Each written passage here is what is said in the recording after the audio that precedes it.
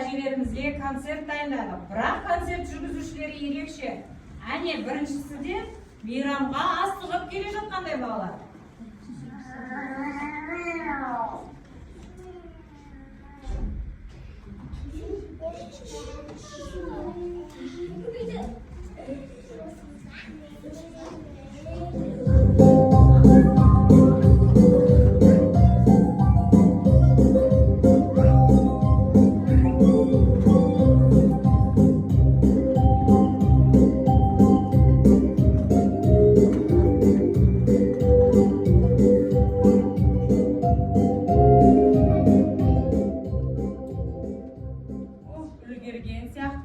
Сәлеметсіңдер ме балалар? Сәлеметсіңдер ме ата-аналар, әжелер?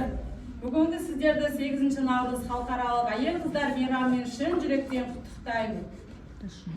Мен бүгін жалғыз келген жоқпын. Менің достарым да келеді қазір. Міне өздері де келіп қалған сияқты.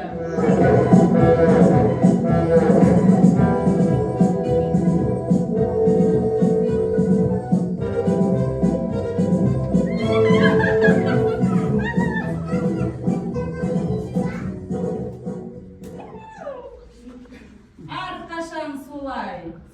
Бүгінше береке кезінде қоймайсыңдар сендер қылықтарыңды. Балалар, тату-татты өмір сүрейікші. Ешқашан біз дос болмаймыз.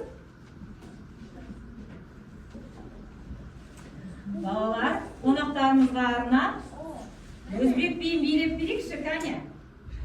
Кәне бақор биіне қыздар шығамыз.